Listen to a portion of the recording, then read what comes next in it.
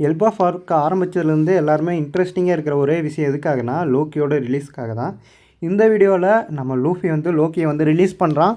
அதை தான் இந்த எபிசோடில் காமிச்சிருப்பாங்க. அது மட்டும் இல்லாமல் இந்த எல்பாஃபை பற்றின கொஞ்சம் இன்ஃபர்மேஷனையும் இந்த எபிசோடில் காமிச்சிருப்பாங்க. சரி வாங்க வீடியோக்குள்ளே போவோம். ஸ்டார்டிங்லேயே வந்து நாமி வந்து ரொம்பவே டிசப்பாயின்மெண்ட்டாக இருப்பாள். ஏன்னா அவளுக்கு வந்து பெரிய வைடூரியம்லாம் நமக்கு கிடைக்கும் அந்த பேலஸில் அப்படின்ட்டு நினச்சிட்டு தான் வந்திருப்பா. ஆனால் அவங்களுக்கு கிடைச்சது லோக்கி ரிலீஸ் பண்ணுற அந்த கீ மட்டும்தான். ஸோ அந்த கீ மட்டும்தான் கிடச்சிருக்கு, எந்த ஒரு புதையலும் கிடைக்கல அப்படின்ட்டு அவள் ரொம்ப டிசப்பாயின்மெண்ட் ஆயிடுவா. அது மட்டும் இல்லாமல் அந்த இடத்துல அந்த லோக்கியை பற்றி எதுவும் பேசாமல் வேறு அந்த ஜெயண்ட் வந்து பார்த்துக்கணும். ஏன்னா ஆல்ரெடி அந்த ஹோலி நைட்ஸால் அட்டாக் ஆன அந்த 2 ஜெயின்ஸையும் இவங்க வந்து ஹீல் பண்ணுறதுக்காக சிட்டிக்குள்ளே உள்ளே கூட்டிகிட்டு போயிட்டுருக்காங்க. வில்லேஜுக்குள்ளே உள்ளே கூட்டிகிட்டு போயிட்டுருக்காங்க. அப்போ வேறு நாமி ரொம்ப டிப்ரெஷனாக இருக்கனால அதை எல்லாம் வளர ட்ரை பண்ணும்போது அந்த ஜெயிண்ட் வந்து அவளோட வாயை மூடி பேச விடாமல் பண்ணிடுது. அப்படியே இந்த பக்கம் ஃப்ராங்கி பார்ப்போம். ஃப்ராங்கி அங்கே இருக்கிற மரங்களை எல்லாம் பார்த்துட்டு வரான். எவ்வளோ பெருசாக இருக்குது, இதில் எல்லாம் போட் செஞ்சால் ரொம்ப அருமையாக வரும் அப்படின்னு பேசிகிட்டு இருக்கும்போது அப்போ தான் ஒரு ஹிஸ்டாரிக்கலான ஒரு நியூஸை சொல்கிறாங்க. அங்கே இருக்கிற அந்த டீச்சர், ஜெயின்ட் டீச்சர், என்னென்னா இங்கே இருக்கிற மொத்த கிராமமே ஒரு ட்ரீயில் இருக்க கிளைகளில் தான் இருக்குது. ஸோ இந்த ஜெயின்ஸே எவ்வளோ பெருசு, இந்த ஜெயின்ஸ் வாழ்கிற அளவுக்கு இந்த ட்ரீ பெருசாக இருக்குன்னா எவ்வளோ பெருசாக இருக்குன்னு பார்த்துக்குங்க. இது வந்து வளர்ந்துக்கிட்டே இருக்கும். இதில் இருக்கிற ஒரு பிரான்ச்சில் தான் நாங்கள் இருக்கிறோம். அதே மாதிரியே இந்த ஒரு பிரான்ச்லேயும் இதுக்கு முன்னாடி ஒரு வில்லேஜ் இருந்தது, இந்த பக்கம் இருக்கிற ஒரு பிரான்ச்சில் அப்படின்ட்டு ஒரு பிரான்ச்சை காட்டுறாங்க. ஆனால் இப்போ இந்த வில்லேஜில் இருந்த எல்லா மக்களுமே இப்போ யாருமே இங்கே இல்லை.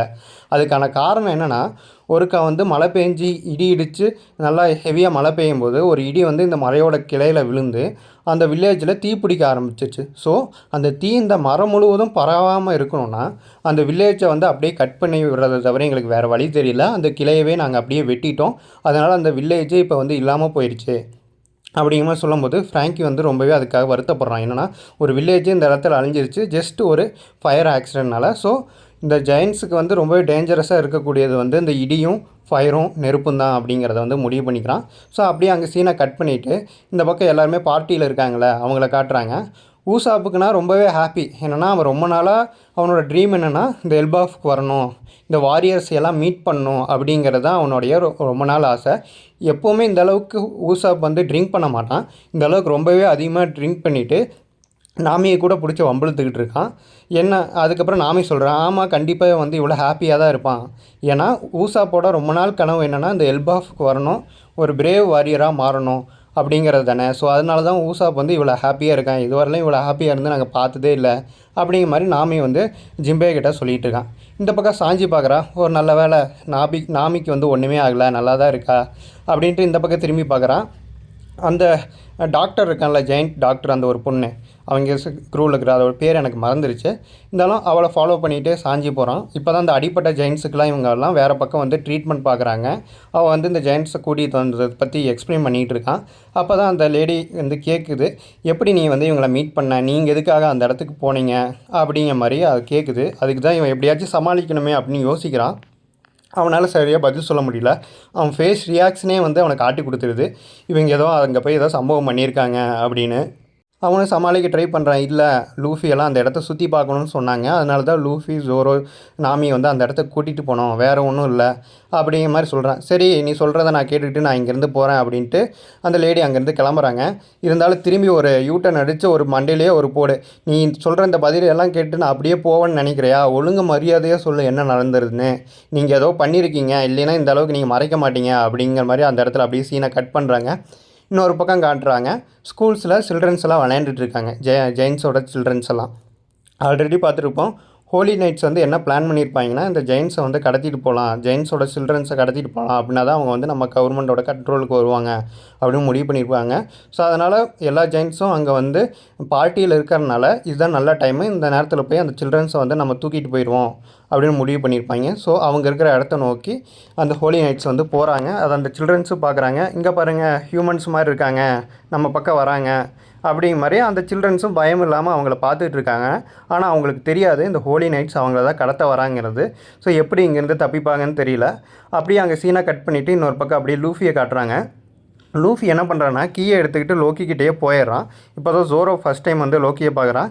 வெயிட் பண்ண லூஃபி அவசரப்பட்டு ஓப்பன் பண்ணிடாத, இவன் வந்து நடிக்கலாம், சப்போஸ் இவனை ரிலீஸ் பண்ணிட்டோம்னா இவனால் பிரச்சனை வந்ததுன்னா இப்போ நாம் எப்படி சமாளிக்கிறது, இவனால் எல்பாஃபுக்கு ஆபத்து வருதுன்னா நாம் எப்படி வந்து காப்பாற்றுறது அப்படிங்கிற மாதிரியெல்லாம் ஜோரோ வந்து சொல்கிறான். ஆனால் லூஃபி வந்து அதை கேட்குற மென்டாலிட்டிலே இல்லை. சரி நான் போய் அவனை ரிலீஸ் பண்ணுறேன், இவன் பார்த்தில இந்த கண்டிஷனில் அவனால் எப்படி வந்து நம்மளை வந்து அடிக்க முடியும், ஆல்ரெடி இவனை யாரோ அடித்து துவம்சம் பண்ணியிருக்காங்க, அது யாருன்னு தெரியல, நான் பார்க்கும்போது இவன் நல்லா தான் இருந்தான். அது மட்டும் இல்லாமல் கூட இருக்கிற அவனோட நண்பர்கள் அந்த அனிமல்ஸ் எல்லாம் இருக்குல்ல, அந்த அனிமல்ஸ் எல்லாமே அடிபட்டு கிடக்குது, யார் இதை பண்ணாங்களோ அவங்க நான் சும்மா விட மாட்டேன் அப்படின்ட்டு லோக்கியை வந்து ரிலீஸ் பண்ணுறதுக்கு ட்ரை பண்ணுறான். அப்போ தான் தெரியுது அங்கே இருக்கிற காப்ஸ் எல்லாமே சி பிரிசம் ஸ்டோனால் ஆனது. லூஃபியால் அந்த பக்கம் போய் அன்லாக் பண்ண முடியல. அப்போ தான் ஜோரோ சொல்கிறேன், நான் இதை பார்த்துக்கிறேன், கீயை எங்ககிட்ட கொடு லூஃபி அப்படின்ட்டு ஜோரோ வந்து அந்த கீயை வாங்கிக்கிறான். ஸோ அங்கே இருக்கிற பிளட்டையெல்லாம் தொட்டு பார்த்துட்டு உண்மையிலேயே இவனுக்கு காயந்தான் ஆயிருக்கு, நம்ம ரிலீஸ் பண்ணாலும் அவனால் வந்து நம்ம கூட பேட்டில் பண்ண முடியாதுங்கிறத கன்ஃபார்ம் பண்ணிக்கிறான். இருந்தாலும் நான் கையில் இருக்கிற விலங்கை தான் ஓப்பன் பண்ணி விடுவேன், காலில் இருக்கிறது அப்படியே இருக்கட்டும், சப்போஸ் இவனால் நமக்கு ஆபத்துனா நம்ம அவனை மறுபடியும் கட்டி போட்டுடலாம் அப்படிங்கிற மாதிரி நடந்துகிட்ருக்கு. அப்போ தான் திடீர்னு மேலேருந்து அந்த ஜெயின்ட் பைரட்ஸ் வந்து கீழே வராங்க. இவங்க அவங்களை ரிலீஸ் பண்ணுறதுக்குள்ளே நம்ம போய் தடுத்தாகணும் அப்படின்ட்டு அவங்க வேகமாக வராங்க. வரும்போதே கத்திக்கிட்டு வராங்க, லூஃபி தயவுசெய்து லோக்கியை ரிலீஸ் பண்ணிடாதீங்க அப்படிங்கிற மாதிரி பறந்துக்கிட்டே வராங்க. அவங்களால போட்டை வந்து கண்ட்ரோல் பண்ண முடியல, கீழே வேறு விழுந்துக்கிட்டு இருக்காங்க. சரி நம்ம இவங்களை தடுக்கிறதுக்காக நம்ம உயிர் போனாலும் தப்பு இல்லை, நம்ம உயிர் தியாகம் பண்ணிடுவோம் அப்படின்ட்டு அந்த கப்பலோடு அப்படியே கீழே விழுகிறாங்க. அப்போ தான் லூஃபி கரெக்டாக அந்த இடத்துல என்ட்ரி கொடுத்து பலூனாக மாதிரி அவங்களுக்கு அடிபடாமல் பாதுகாத்துறான். அந்த நர்ஸும் இங்கே வந்துடுறாங்க, ஜெயின்ஸோட அந்த டாக்டரும். இவங்க 3 பேர் இப்போ டிஸ்கஸ் பண்ணிகிட்டு இருக்காங்க. இந்த மாதிரி லூக்கி வந்து அவன் ஃப்ரெண்ட்ஸையே கொள்ளுவான், யாராக இருந்தாலும் கொள்ளுவான், ரொம்ப டேஞ்சரஸான ஆள், அவனை தயவு செய்து ரிலீஸ் பண்ணிடாதீங்க அப்படிங்கிற மாதிரிலாம் எக்ஸ்பிளைன் பண்ணிகிட்டு இருக்காங்க. அப்போ தான் ஜோரோ சொல்கிறான், நீ சொல்கிறது தான் என்னமோ சரிதான், ஆனால் நீ கொஞ்சம் லேட்டாக வந்து சொல்லிட்டீங்க, நாங்கள் ஆல்ரெடி அவனை ரிலீஸ் பண்ணிட்டோம், இப்போ எதுவுமே பண்ண முடியாது அப்படின்னு ஜோரோ வந்து அவங்கக்கிட்ட சொல்கிறான். பேசிகிட்டு இருக்கும்போதே அங்கே வந்து லோக்கியோட காஃப்லாம் அப்படியே கீழே விழுது, கையில் கட்டியிருக்கிறதெல்லாம் ஒவ்வொன்றா கீழே விழுது. அப்படியே லோக்கி கொஞ்சம் கொஞ்சமாக கைகாலையெல்லாம் மூவ் பண்ணுறான், அப்படியே எந்திரிக்க ட்ரை பண்ணுறான். இதை பார்த்துட்டு அந்த ஜெயின்ட்ஸ் எல்லாமே பயப்பட ஆரம்பிச்சிட்டாங்க. ஆகா, இவனால் நமக்கு பெரிய ஆபத்து வரப்போகுது, எல்பாஃபையை அவன் அழிக்க போகிறான் அப்படிங்கிற மாதிரி ஒரு ரியாக்ஷனை கொடுக்குறாங்க. ஆனால் காலில் மட்டும் கடைசியாக ஒரே ஒரு காஃப் இருக்குது. அவன் வந்து அவனோட சுத்தியில் எடுக்க போகிறான்.